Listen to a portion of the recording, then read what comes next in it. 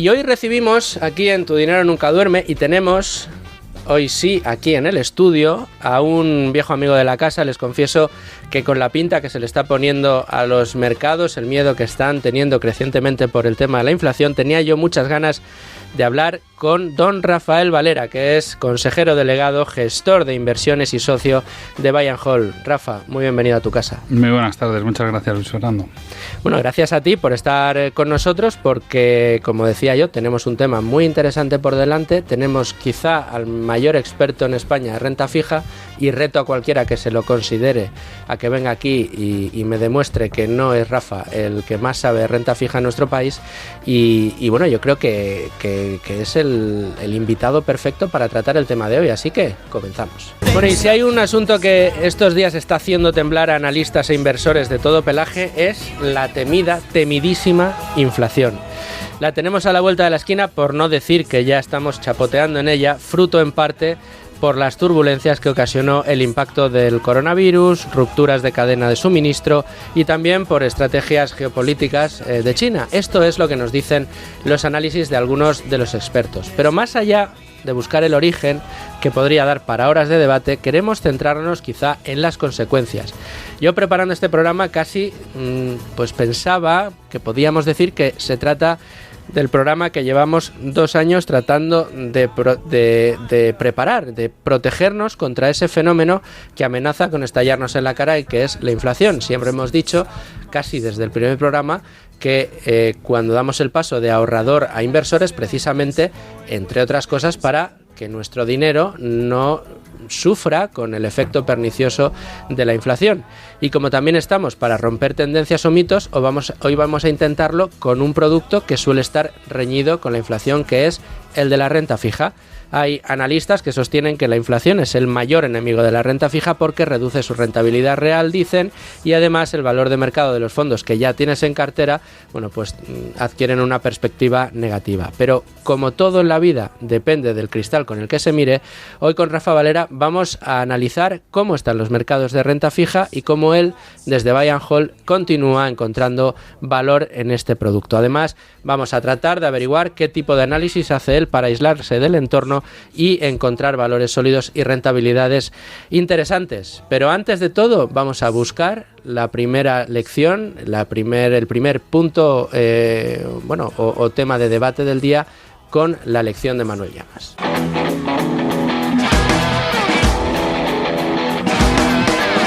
Querido Manuel, empezamos el mes de septiembre, lo hacemos con fuerza, y la pregunta que yo tengo que hacerte en un día como hoy es: ¿qué efectos provoca la inflación, y si la inflación va a ser algo coyuntural o si crees que ha llegado para quedarse?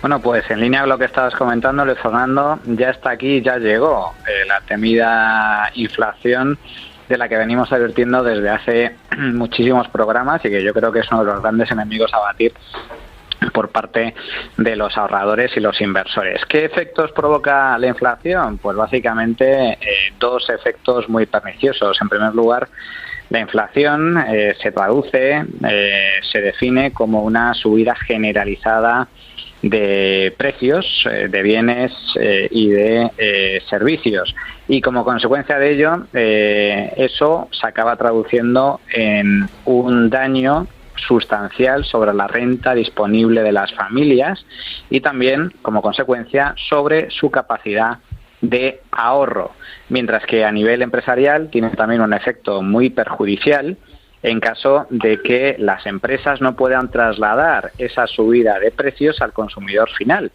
ya que si finalmente no puede hacer ese traslado, la inflación se acaba traduciendo en un menor margen de beneficios y, como consecuencia, también en un menor margen para poder invertir y para poder seguir generando riqueza y seguir generando empleo. Lógicamente, si, por poner un ejemplo muy sencillo, si un trabajador gana 1.500 euros y la subida de sueldos a nivel interanual es del 1 o 1,5% y sin embargo la subida de precios es el doble, del 3%, tal y como refleja el último dato de IPC, pues lógicamente su capacidad adquisitiva se habrá reducido. Pero esto a nivel de sueldos, a nivel de salarios. El problema está en que cuando tú tienes un volumen o un patrimonio de ahorro, podemos pensar en una cuenta bancaria, y directamente apenas te produce nada como consecuencia de esa subida de precios, realmente tu ahorro, tu patrimonio se está reduciendo año tras año, ya que el precio de los bienes y servicios sube de forma sustancial, mientras que tú apenas registras rentabilidad, o en el caso actual, rentabilidad prácticamente nula. Por lo tanto, los efectos son muy perniciosos, como digo, para el conjunto de las familias y también para las empresas. ¿La inflación será algo coyuntural o ha llegado para quedarse? Eso es casi imposible saberlo con certeza. Lo que sí es cierto es que hay indicadores que apuntan que el efecto inflacionario no solo va a ser un efecto a muy corto plazo, sino que muy posiblemente va a prolongarse durante varios trimestres, al menos hasta el año que viene. ¿Por qué? Pues básicamente por una serie de factores, entre ellos el propio repunte económico como consecuencia del fin de la pandemia, o al menos de que la pandemia esté más o menos bajo control. Ese repunte económico hay que recordar que se traduce en un mayor consumo, en una mayor inversión, ya que durante los últimos trimestres son muchas las familias que se han dedicado a ahorrar y a restringir el consumo como consecuencia del confinamiento, de las restricciones, de la incertidumbre, y conforme la economía se vaya abriendo, pues lógicamente ese consumo va a ir creciendo. Mayor demanda, por lo tanto. Pero, ¿cuál es el problema con el que nos estamos encontrando, especialmente en el ámbito energético? Pues que se está produciendo también una subida muy sustancial de los costes de la electricidad, como consecuencia de cuellos de botella que ya hemos analizado en algún que otro programa. Si a ello se le suma la política expansiva de los bancos centrales, el panorama que se dibuja a corto y medio plazo es el de una subida más o menos intensa de precios que lógicamente van a minar, como digo, la renta disponible de las familias y especialmente el ahorro de aquellos que no sepan invertir su dinero de forma inteligente. ¿Por qué llamo yo siempre para Tu dinero nunca duerme a Manuel Llamas? Pues porque explica las cosas con la pulcritud, la sencillez y la exactitud que han comprobado todos ustedes. Muchas gracias, Manuel, por esta lección. Vamos a dar un pasito más a buscar qué cuenta sobre esto la pizarra de Domingo Soriano. Querido Domingo Soriano, un tema interesante el que tenemos hoy por delante. Mira que hemos hablado tú y yo veces en redacción, ¿verdad?, de si finalmente iba a llegar o no este leviatán que tememos los inversores, la inflación, y cómo se iba a comportar. Pero claro, hoy tenemos la suerte de contar en el programa con Rafa Valera y digo, vamos a tratar de averiguar cuál es la relación, o vamos a contarle a los oyentes cuál es la relación entre la inflación y la renta fija. Así que la pregunta es esa, Domingo, ¿por qué se suele decir que la inflación es ese principal enemigo de la renta fija? Sí, es un tema complejo y es un tema que muchos inversores pequeños les da miedo, además con un agravante, y es que normalmente los inversores en renta fija suelen tener un perfil algo más conservador, y entonces pues si un inversor que quería o que tenía como prioridad conservar el patrimonio, de repente empieza a escuchar noticias que justamente los datos macro perjudican, pues tiene aún más miedo muchas veces que el inversor clásico en renta variable. A ver, la inflación impacta en dos sentidos en la renta fija. En primer lugar, pues lo que hemos dicho muchas veces, la renta fija es una promesa, es nada más y nada menos que una promesa, y eso es mucho. Es decir, tenemos a alguien que está obligado a pagarnos una determinada cantidad en un periodo de tiempo. Evidentemente, si los precios suben, el problema está en que esa promesa vale menos porque la cantidad que nos devuelva cuando se vayan cumpliendo esos plazos va a ser menor. Si la promesa es que nos van a dar 1.000 euros dentro de 3 años, pues empiezan a subir los precios y nosotros sabemos que con esos 1.000 euros tendremos menos. y aunque la gran mayoría de los pequeños inversores no invierten directamente en títulos de renta fija, sino lo pueden hacer a través de fondos, también para esos fondos pues los títulos que tienen en su poder valen menos porque evidentemente las promesas de pago de esos títulos pues valen menos. Los 1.000 euros, cuando los tengan que devolver a quien sea el poseedor de ese bono, de esa letra, de ese título de renta fija, pues irán valiendo menos. Y luego hay un segundo efecto indirecto, podríamos decir, pero que también es muy importante, y es que la inflación suele llevar aparejada directamente una política por parte de los bancos centrales de subida de tipos. Esto no es matemático y de hecho ahora mismo es casi la gran discusión entre los expertos, entre los analistas sobre qué va a ocurrir, qué van a hacer los bancos centrales, si van a subir o no van a subir los tipos, pero desde luego lo que sí parece es que, bueno, ya era casi imposible bajarlos más, ¿no? Pero sí que parece que podemos estar en el inicio de un cambio de tendencia y probablemente una normalización de los tipos hacia una situación algo más elevada de la que es ahora mismo. ¿Qué ocurre? Pues que evidentemente si suben los tipos de interés, las nuevas emisiones de renta fija lo verán reflejado y por tanto los títulos que ya están emitidos son menos atractivos para sus poseedores. De nuevo, ponemos un ejemplo. Un Estado, pues el que sea, España, tiene emitidos títulos al 2% a 20 años, ¿no? Y ya han pasado 10 años desde que los emitió, con lo cual quedan 10 años en los que España se ha comprometido con los tenedores de esos títulos a pagarles un 2% anual y al final del periodo el principal. Ahora suben los tipos de interés y la nueva emisión de bonos que hace España a 10 años la hace al 5%. Entonces, recordemos, teníamos unos títulos emitidos a los que les quedan 10 años de duración y que prometen, es lo que el título lleva aparejado, un 2%. Y en la nueva emisión el Estado español se compromete a pagar a 10 años el 5%, con lo cual el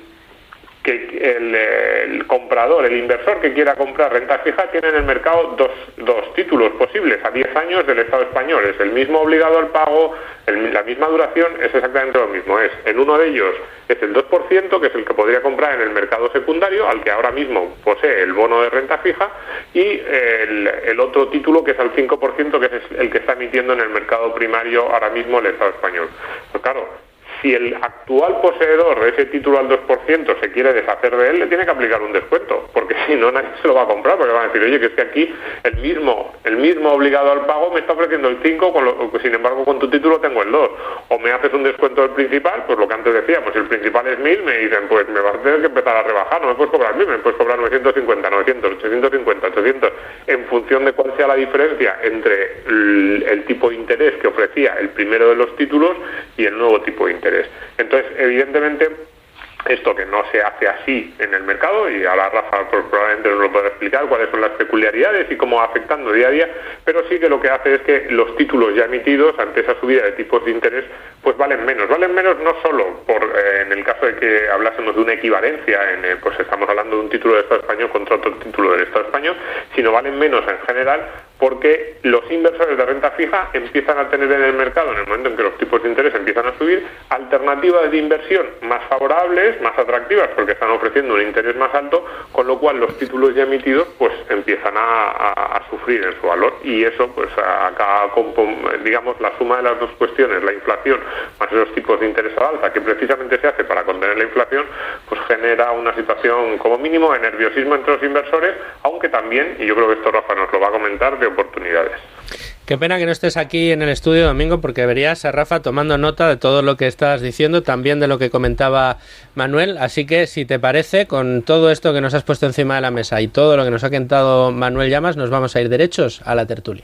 Bueno, pues suena la sintonía de la tertulia. Luis Alberto Iglesias, entramos en terreno Value School. Como siempre tienes la primera de las preguntas. ¿Qué programa tenemos hoy por delante? ¿Qué invitado para el programa que tenemos hoy por delante?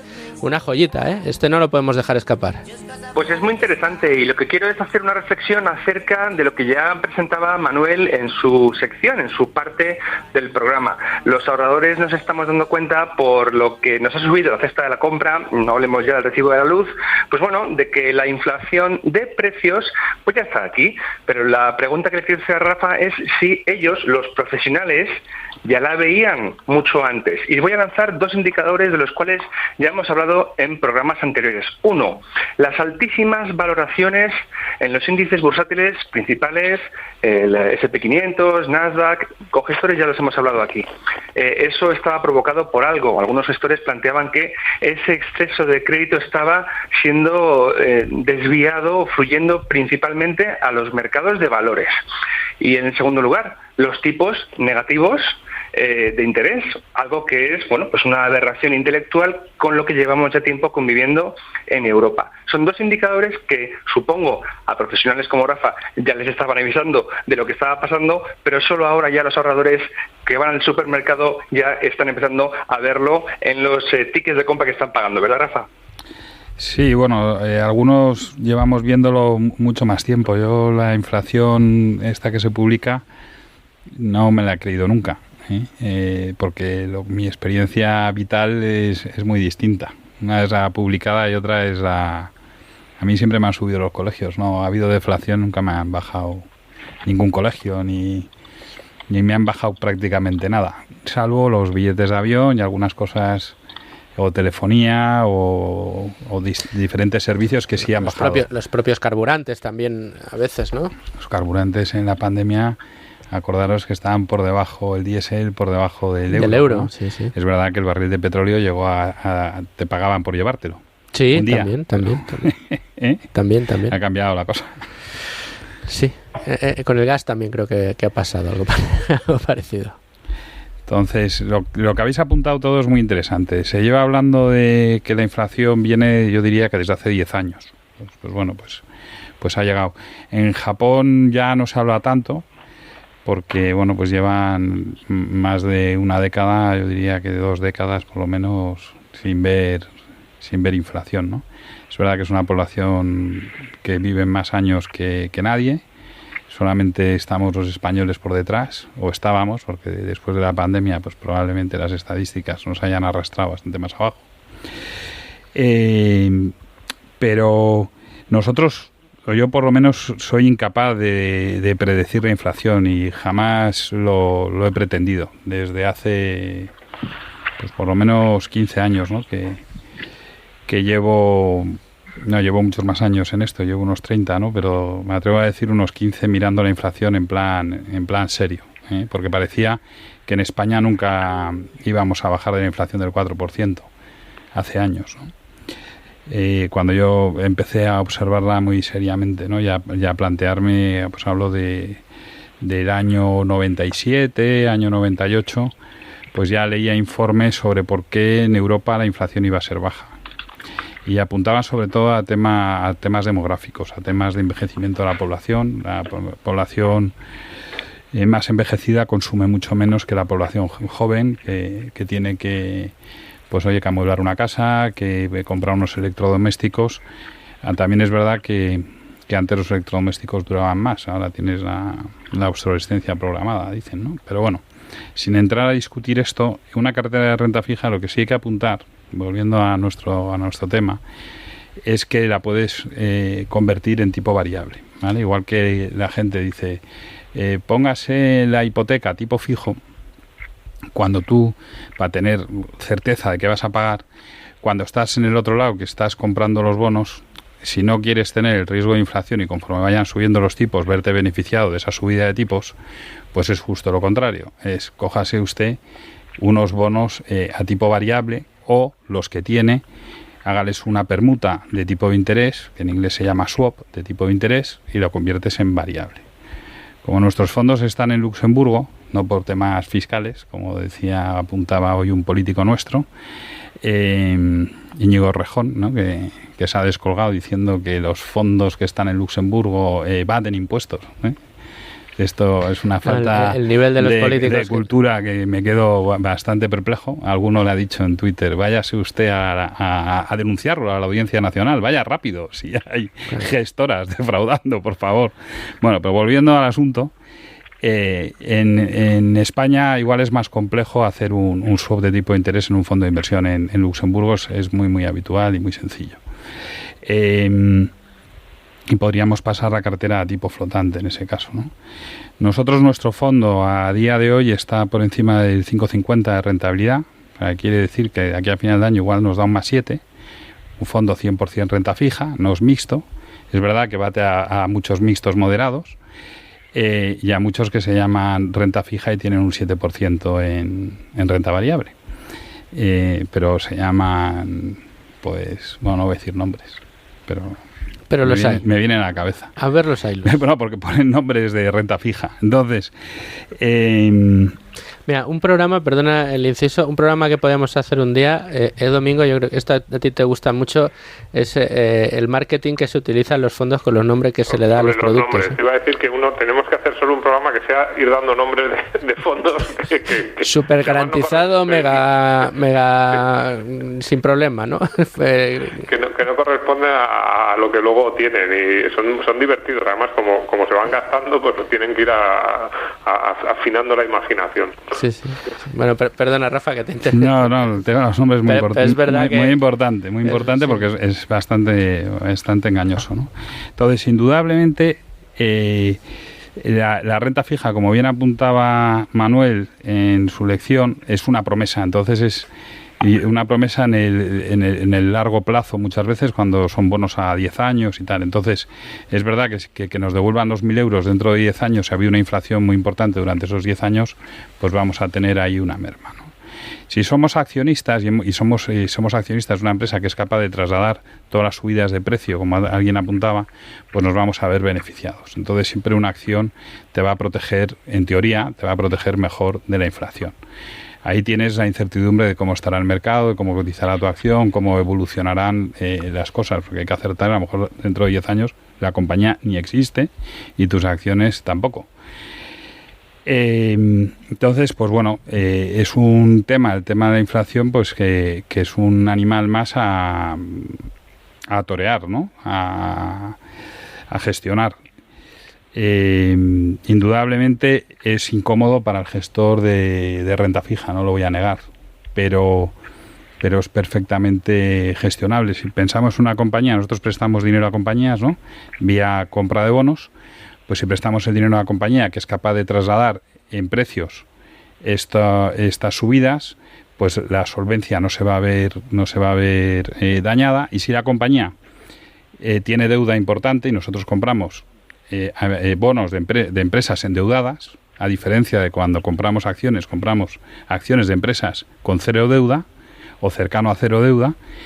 En los bonos es al revés. En los bonos buscamos gente que tenga deuda y que pensemos que va a mejorar su solvencia. Entonces, en la parte de la deuda, esto se ve muy bien en las inmobiliarias, la inflación les viene fenomenal a una inmobiliaria, porque por un lado trasladas a los inquilinos vía contrato esas subidas de inflación, y por otro, si tú debías, me invento, 1.000 millones dentro de 10 años, la inflación a lo mejor te ha diluido mucho. ¿A quién le viene muy bien la inflación? A los gobiernos, que tienen unas deudas ingentes, y la única forma de desapalancar un país, algunos países donde el déficit público está completamente enquistado, véase España, es vía inflación, que es el impuesto a los pobres. Es así de claro, porque el rico, el tener una inflación del 4 tampoco le viene ni tan mal, porque va a ir subiendo las rentas a sus inquilinos y trasladando la inflación a sus clientes, vamos a decir. Pero el que vive, que no llega a final de mes, pues es el que sufre de sobremanera la inflación, ¿no? Y lo vemos sobre todo en los países en vías de, bueno, pues en los países donde se han dedicado a emitir moneda, véase Argentina o Venezuela, con unas inflaciones completamente desaforadas, donde la pobreza pues crece pues alarmantemente, ¿no? Sí, bueno, de perder todo el valor de la moneda en muy pocos años, en 5 o 10 años, ¿no? Como el caso de Venezuela. Manuel. Sí, en base a lo que estás comentando, Rafa, lo primero que me gustaría saber es, precisamente, debido a tu conocimiento en materia de inflación y de mercado de capitales desde hace muchos años, si en base a lo que precisamente avanzabas, crees que la inflación se mide correctamente a través del indicador del IPC, porque efectivamente ahí hay un debate bastante interesante. De hecho, hay que recordar que justo en la anterior crisis de burbuja crediticia, pues digamos que uno de los debates que suscitó es que los bancos centrales decían, bueno, nosotros seguimos inflando el crédito y facilitando y reduciendo los tipos de interés porque no hay tensiones inflacionistas. Claro, no había tensiones inflacionistas si medías a lo mejor la cesta a la compra, pero si incluías en esa cesta la subida espectacular de la vivienda o la fuerte revalorización que habían obtenido otros activos, pues a lo mejor la situación cambia. Por lo tanto, en primer lugar, la inflación está medida correctamente, y en segundo lugar, precisamente como experto y seguidor del tema inflacionario desde hace mucho tiempo, si consideras en el debate actual, en la situación actual en la que nos encontramos, si esto es un mero repunte coyuntural, como apuntan muchos expertos, o sin embargo pues tiene más recorrido del que inicialmente podemos presuponer. La primera pregunta, mi sensación, no soy experto, ni he trabajado en el INE, ni soy estadístico, mi sensación es que la inflación en absoluto, la cesta de la compra, el IPC, refleja la realidad. Es un intento, pero es imposible, porque además es inflación europea, inflación española. Es que en España la vivienda te ha podido subir en San Sebastián y te ha bajado en Teruel, o te ha bajado en León o en Palencia, y puedes comprar probablemente un piso en Palencia por debajo de lo que valía hace 20 años o hace 15. Entonces, y la vivienda es un 30%, alrededor de un 30% de la cesta de la compra de cualquier ciudadano, ¿no? O bien vía alquiler o vía hipoteca, pero más o menos alrededor de un 30% de los ingresos se va el pago de lo que es la vivienda. Debería ser. Lamentablemente en muchos casos llega al 50%, más, sí, pero sí. Entonces, ahí ya vemos un tema, ¿no? Luego, pues dices, los coches, es que claro, comparar un coche de hoy con un coche de hace 20 años es que son dos máquinas completamente diferentes, pero absolutamente diferentes. Es que el valor añadido que lleva un automóvil hoy con respecto al de hace 20 años, pues igual es el doble, pero resulta que no ha subido el doble el precio tampoco.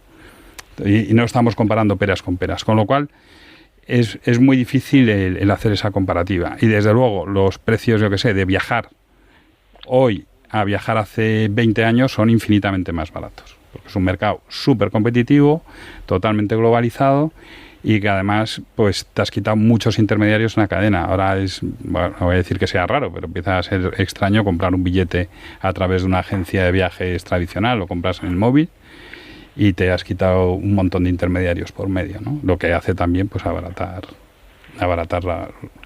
los productos, ¿no? Y los servicios.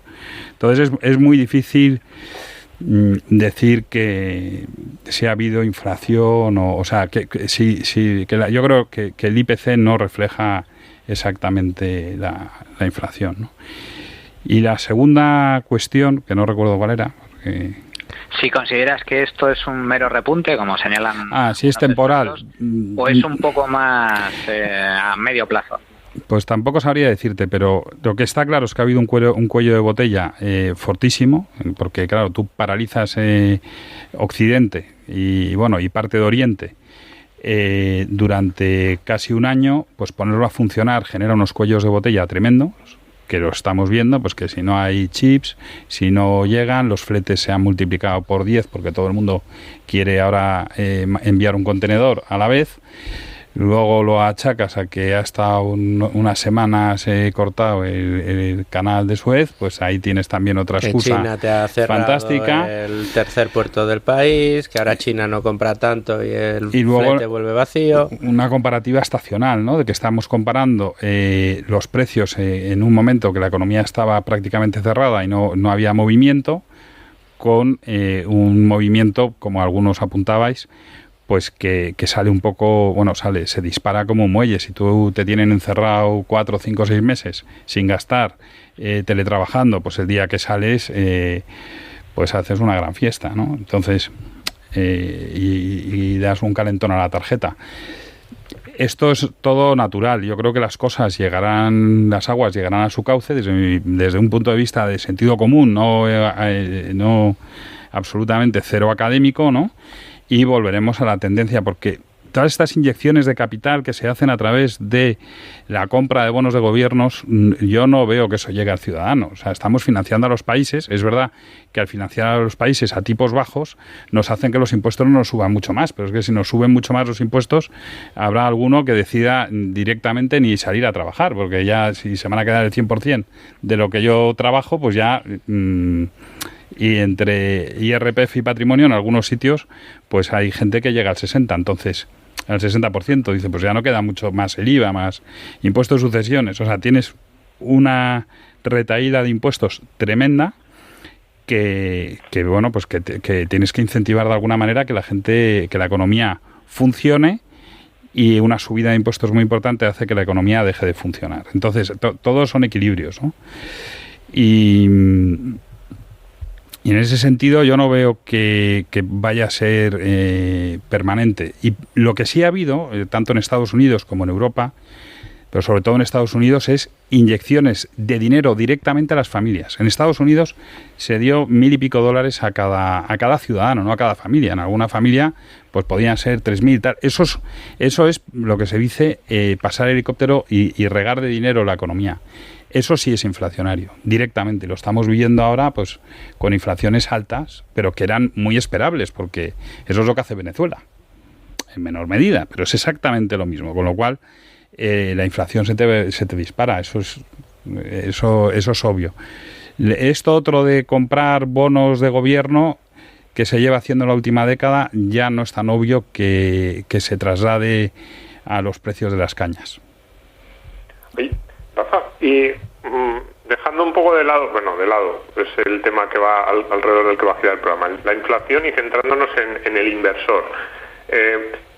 Dos preguntas. ¿Qué puede hacer un inversor, sobre todo desde el punto de vista del inversor profesional, como sois vosotros, para protegerse, o cómo reaccionar? No sé si protegerse o cómo reaccionar ante la inflación.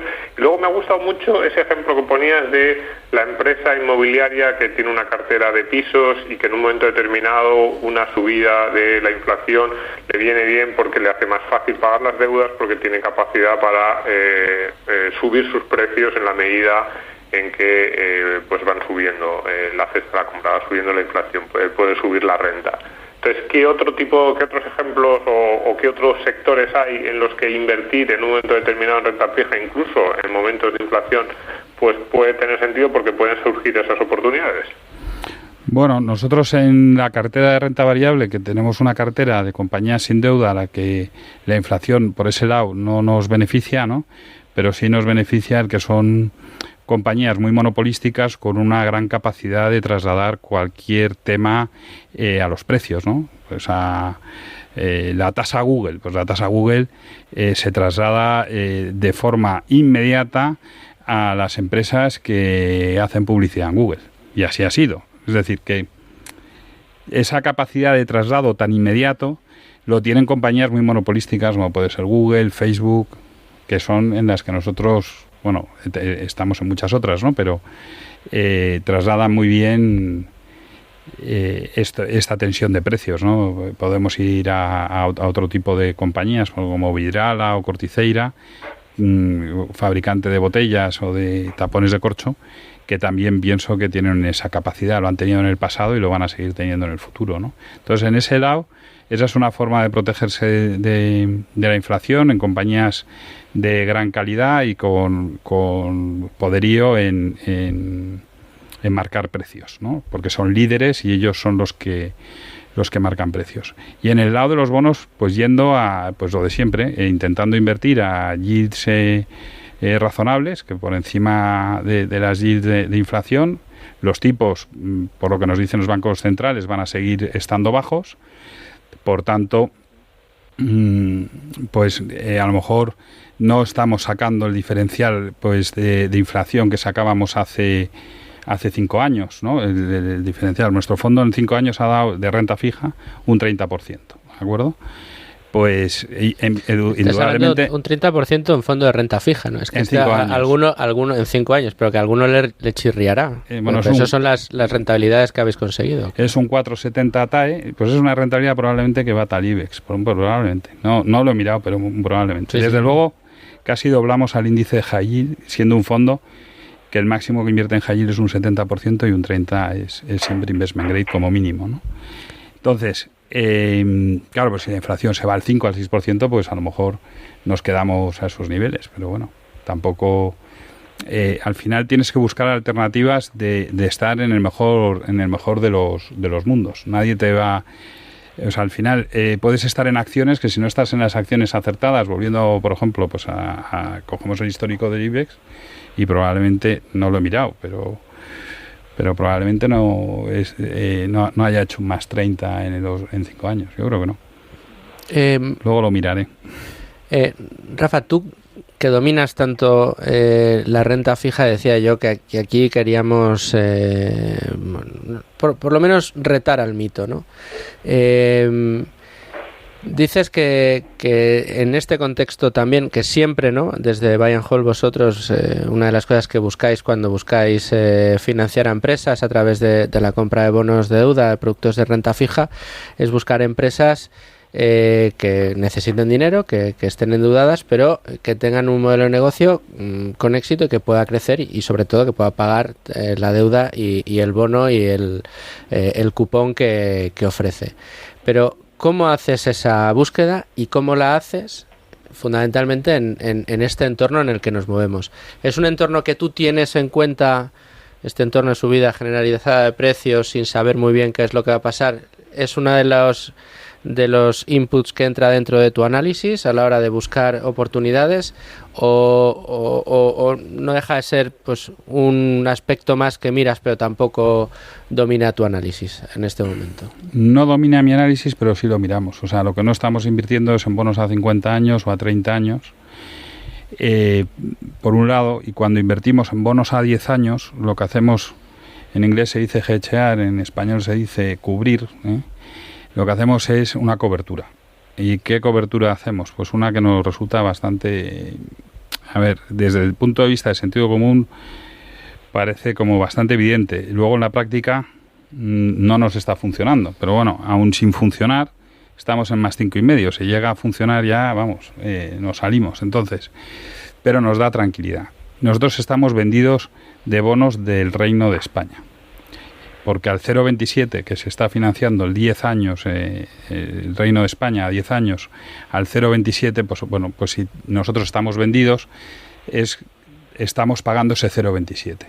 Versus estar a lo mejor financiando, pues por ejemplo, a Carnival, que es la naviera más grande del mundo y de las menos apalancadas, que además cuando ha necesitado ampliar capital lo ha hecho y lo ha hecho de forma inmediata. Que esto para nosotros nos gusta mucho, para el accionista le incomoda un montón, pero al acreedor nos congratula ver que las compañías amplían capital de forma consistente. Entonces nos están pagando un 4%. Entonces un 4 menos 0,27 de la cobertura al final estoy financiando neto, o sea, neto sin riesgo de duración o con un riesgo de duración acotado, pues al 3,75, una cosa así, que está bastante bien. Está bastante bien en un contexto de tipos cero y de que dices, oye, ¿y va a desaparecer la naviera más grande del mundo? Pues no digo que sea imposible, pero antes desaparecerán el resto, ¿no? Yo creo que alguna quedará, alguna crucerista quedará, ¿eh? O el reino de España, no dejar. Ahí no quiero ni tocar. Te veo muy optimista, Domingo. No, pero cuidado con esto es importante, más allá de la cuestión política, que a ver, hay gente que quiere que desaparezca el Reino de España, está el tema económico. Ahora mismo nadie está comprando deuda española y esos tipos de interés ultra bajos en parte están porque el Banco Central Europeo está cubriendo las emisiones netas las compras del Banco Central Europeo más o menos equivalen al 100% de las emisiones netas del Reino de España.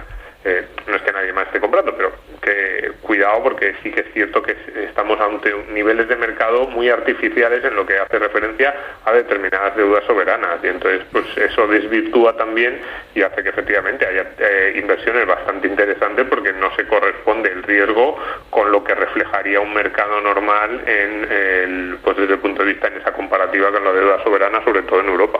Esto que has apuntado es muy muy interesante. porque estos señores que quieren que el Reino de España desaparezca nunca han pensado en llevarse un porcentaje de la deuda del Reino de España. Han pensado llevarse los aeropuertos, las autopistas, las vías de tren, los cuarteles, los hospitales, pero las universidades, pero no la deuda que ha financiado. Me explico, ¿no? Sí, Porque sí. esto de romper España es muy divertido, pero tenemos un taco de deuda que se reparte entre todos los españoles. Y si hacéis la división, pues yo cuando la hice hace unos años tocábamos a 35.000, debemos ir por 40.000 por español. Sí. Algunos que tenemos muchos hijos, imaginaros lo que nos toca. Sí, estos no vienen con un pan debajo del brazo, precisamente. Vienen con un... Entonces me voy, pero os dejo la deuda a los que os quedáis, ¿no? Nah, es tremendo. Luigi, creo que tenías una pregunta por ahí. Sí, a mí ha hablado Rafa de Carnival y le iba a preguntar pues por lo que generalmente con los gestores de renta variable llamamos tesis de inversión, que también podemos utilizar esa denominación para cuando hablamos de invertir en un fondo de crédito, de prestar a empresas. Otra compañía en la que estéis invertidos, Rafa, que sea interesante, y nos puedes explicar un poquito por qué resulta interesante y específicamente en cuál de los bonos, cuál habéis visto que es atractivo para el fondo. Pues otra sería IAG, que también es otra turística, vamos a decir, que es el antiguo British Airways Iberia. Es una compañía que también ha ampliado capital, tan pronto como apareció la pandemia. Hemos visto rescatar compañías aéreas en España de lo más curiosas, ¿no? Como todo el mundo tiene en la cabeza, ¿no? Pues, ¿qué decir de una compañía de bandera, entre comillas, ¿no? Como IAG, ¿no?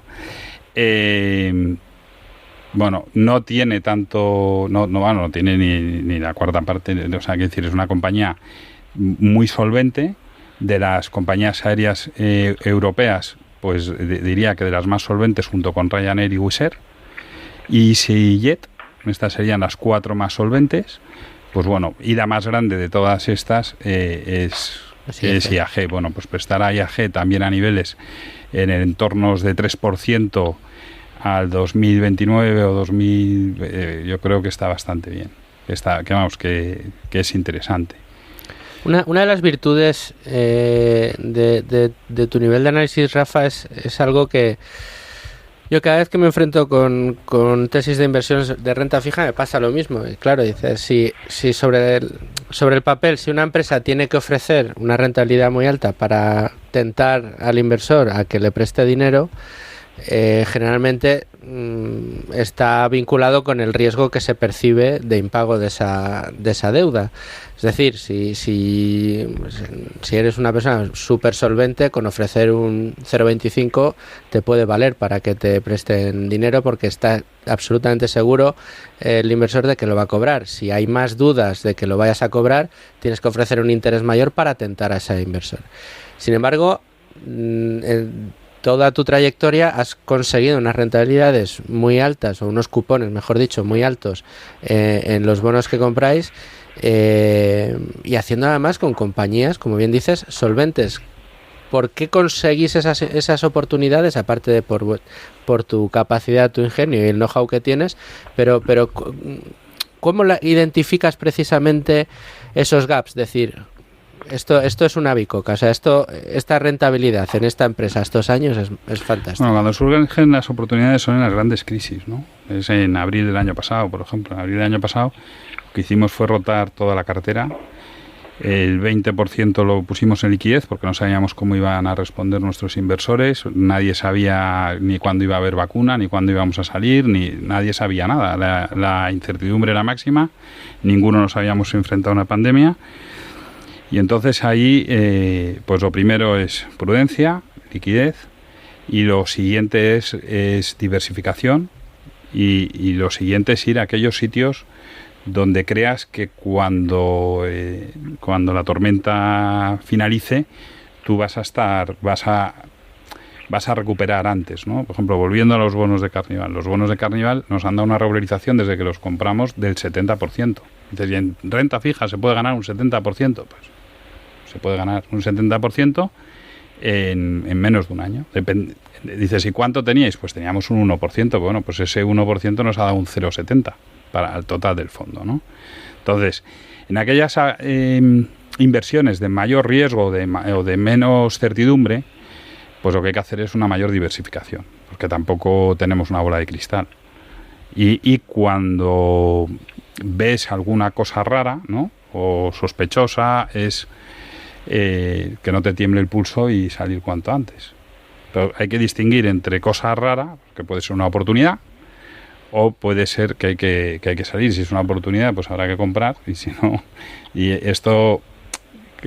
¿Puedes poner algún ejemplo? Pues nosotros, por ejemplo, una naviera, la naviera más grande de Italia, que se llama Movi, que recordaréis unos barcos con Piolín. Sí, ¿no? Sí. Pues Movi no os viene nada, pero por Piolín sí. Bien. Pues nosotros, años antes de que Piolín apareciera en nuestras vidas, invertimos en esta compañía italiana, que es la más grande de transporte de pasajeros entre las islas italianas, y es una compañía que va por la tercera generación. Era muy apalancada, pagaba mucho, entonces la vigilamos bien. Y el management de esta tercera generación, las fotos de ellos, bueno, pues parecían surfistas, y es que eran más bien surfistas. De hecho, la compañía pues no se ha ido... No ha llegado a la liquidación, porque es probablemente estratégica, y en Italia, como hemos visto, los bancos tampoco, no pasa lo mismo que con los bancos en España. En Italia son diferentes. Entonces, vamos a dejarlo ahí. Pero los bonos se pegaron una castaña que deben estar a niveles de 20. Nosotros salimos perdiendo alguna pluma, vendimos a 70, es decir, que perdimos igual un 20%, pero bueno, una cosa es perder un 20, otra cosa es perder un 80. No, sí, este es un ejemplo que decir que no en todo somos sabios. No, bueno, pero también está la virtud en saber escapar a tiempo. Manuel, ¿nos da tiempo a una última pregunta? Sí, a mí yo creo que digamos que la gran duda para el inversor en renta fija es precisamente si en este contexto de repunte de precios se siguen encontrando buenas oportunidades como habéis encontrado vosotros desde Buy and Hold en los últimos años a través de vuestros fondos. Es decir, no cambia desde ese punto de vista el hecho de que haya un repunte de precios, ya sea coyuntural o más a medio o largo plazo, no cambia de forma sustancial la perspectiva, el enfoque que tenéis en cuanto al mercado de renta fija. Nosotros ahora mismo no, porque lo que no estamos viendo es ese traslado de la inflación a las curvas de tipos de interés. Las curvas de tipo de interés están exactamente igual, están muy, muy estables, ¿vale? O sea, tanto la americana como la europea, ¿no? Entonces, el coger y hedgear la cartera entera o salir corriendo y poner todo en liquidez porque va a arder el monte, o sea, porque las curvas de tipos, no sé, hay gente que está vendiendo 30 años y comprando el 5 porque la curva se va a coger pendiente. Bueno, pues todos estos están palmando un montón de pasta. Y entonces coges los fondos Total Return, no sé qué, y Total Return, pues no llegan un 5,5. O sea, tampoco yo sigo mucho, pero tengo amigos que gestionan así y les escucho con mucho interés, pero como no lo termino de ver, pues no lo hacemos, ¿eh? Entonces, yo creo que si tienes un carry bueno, con una duración no muy larga, como es nuestro caso, pues debemos estar en un carry alrededor de un 4%, nos paga la cartera, que después de costes pues te vas a un 3 y pico. Que digo costes porque nosotros cobramos por gestionar, o sea, tenemos que vivir de algo, cobramos por gestionar, el depositario nos cobra también un poquito, todo el mundo tiene que vivir de su trabajo, y de esos costes se los quitas a lo que nos pagan los cupones, o sea, el carry de la cartera, pues te quedas en un 3 y pico, y ese 3 y pico, si estos créditos siguen reduciéndose las primas de riesgo de estas compañías, pues de las líneas aéreas, las cruceristas y tal, porque la economía sigue reactivándose, que es lo que parece, pues nos va a ir bien. Si no tendría la cartera, pues tendríamos la cartera con mucha más liquidez de la que tenemos hoy, si pensáramos que vamos a encontrar chollos a la vuelta de la esquina. La ventaja de tener hoy una cartera ya construida y no tener que salir a comprar los 60 bonos que tenemos es que la diferencia, el bid-offer spread que dicen los ingleses, es la diferencia, esto a la gente le cuesta muchísimo entenderlo, es la diferencia entre la compra y la venta. En renta variable los cruces son a mid-price también, pero como es un mercado mucho más líquido, pero aquí la diferencia entre cuando tú quieres vender un bono a cuando quieres comprarlo, hay unos brokers, hay unos bancos de inversión que hacen ese negocio, esas horquillas de precio, y esto pasa en todo, lo que pasa que en todo no es tan transparente como en el mercado de bonos, ¿no? Y bueno, pues el poder beneficiarte, poder invertir en un fondo que ya está construido, pues es una gran ventaja. Si tienes que construir hoy un fondo directamente, muy probablemente en valoración pues te caiga a medio punto, 0,60 directamente, y luego vete a encontrar los bonos. No se construye en una tarde, no te compras una cartera de 60 bonos. Correcto.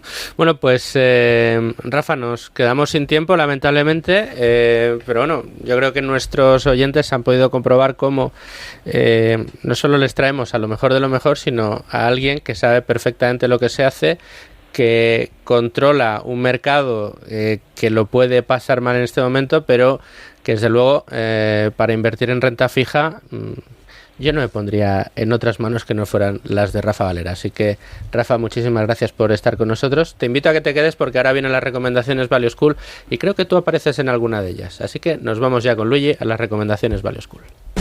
Luis Alberto Iglesias, recomendaciones Value School. Y dices bien lo que decías hace unos segundos, pues acerca de que Rafael Valera era protagonista de las recomendaciones. La primera de ellas, por supuesto que ese es el caso. Es un vídeo titulado Entrevista a Rafael Valera, Buy and Hold.